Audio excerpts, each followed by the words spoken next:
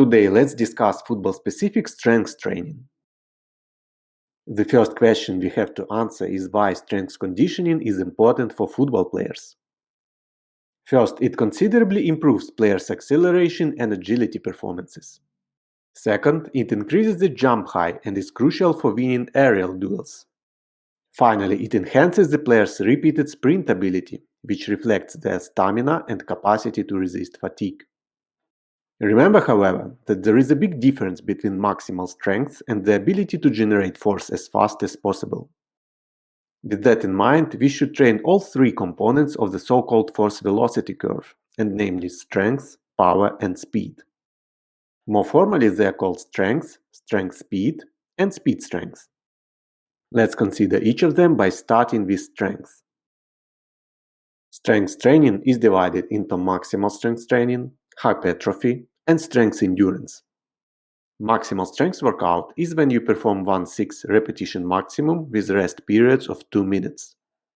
1 repetition maximum is the maximal weight you can lift for 1 repetition, whereas 6 repetition maximum is the weight that you can lift 6 times but not more.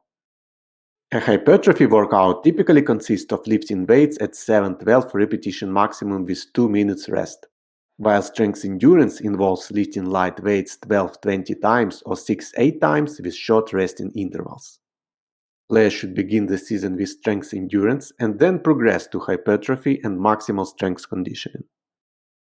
Alright, now that we understand that strength training encompasses endurance, hypertrophy, and maximal strength, let's delve into a strength speed training session, also known as a power workout. Power training represents a specialized type of workout involving ballistic movements, where we don't decelerate the movement, and the acceleration is enhanced throughout the entire range of motion. The power workout enhances the ability to recruit high-threshold motor units and the ability to generate force as fast as possible. Okay, let's now have a look at the speed strength component, also known as plyometrics. The plyometrics workout refers to the rapid lengthening of a muscle, followed by an immediate shortening. A good example would be various jumping exercises. They improve the neural efficiency through neuromuscular coordination, which makes you considerably faster. Okay, now that you know how to train the entire force-velocity curve, let's take a look at the periodization and how to structure the strength program for the off-season, pre-season, and in-season. In the off-season, we start with high-volume, low-intensity training sessions, which are perfectly represented by strength endurance workouts. We do it to develop the general athleticism of a player. During the pre-season, intensity increases while volume decreases. This is a period where we begin transitioning from strength to power workouts. Finally, during the in-season, the main objective is to maintain variation between strength, power, and speed strength training sessions. There are also other factors to consider when designing a strength training program. For example, training with free weights is considered superior to training with machines. In strength training with machines, the trajectory of movement is predetermined and does not require balance, whereas in training with free weights, self-stabilizing processes correct small perturbations, which is advantageous for football. Because football is a single-leg dominant sport, we should incorporate a lot of single-leg exercises. These exercises are even more football-specific than bilateral exercises. Most of them should be performed standing, mimicking the demands of a real game. During the warm-up, players are also advised to use dynamic stretching instead of static stretching. Research demonstrated that dynamic stretching leads to increased performance in the long term, while static stretching may even slightly deteriorate performance if used in the warm-up. We should also include eccentric exercises in our strength training program. Eccentric training is when you control the weight as it moves downward, and your muscles resist forces while lengthening. Eccentric training effectively increases both the length and strength of your muscles, and is considered superior to more commonly used concentric workout. And of course, we should not forget about core training. For optimal performance, the core needs to be solid to avoid any energy leaks.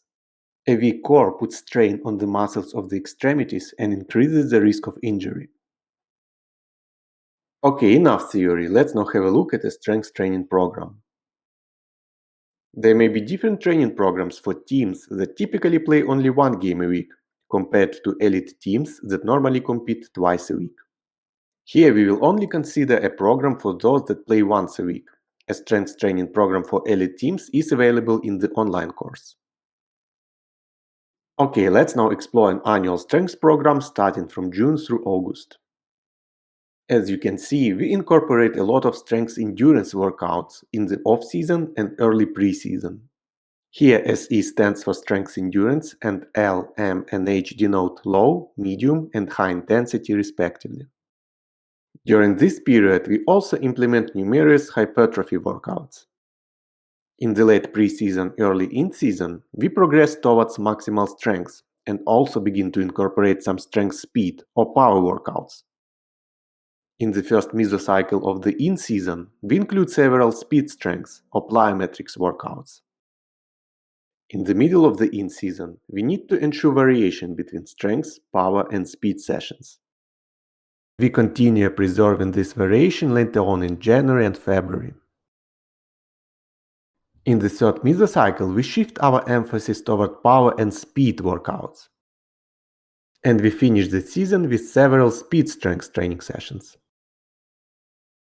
Okay, let's now look at some examples of each type of strength conditioning.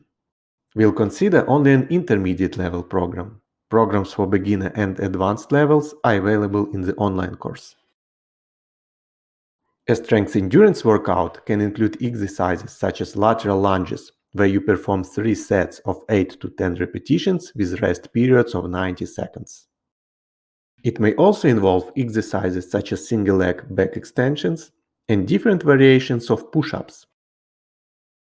You can simply search on YouTube to learn how to correctly execute all these exercises. In a hypertrophy workout, we include exercises such as Bulgarian split squats, resisted sideboard back lunges, and assisted Nordic hamstring exercises. A maximal strength workout incorporates barbell squats, bench presses with ISA barbells on dumbbells, and sternum chin-ups. When it comes to the power workout, this includes jump squats with a trap bar, alternating split jerks, and battling rope waves exercises. As for plyometrics, here we incorporate Bulgarian split squat jumps, drop push-ups, and various lateral cone hops exercises. Okay, that's it for today. I really hope you enjoyed the video and found it helpful. Share your experience. How do you design your strength training program?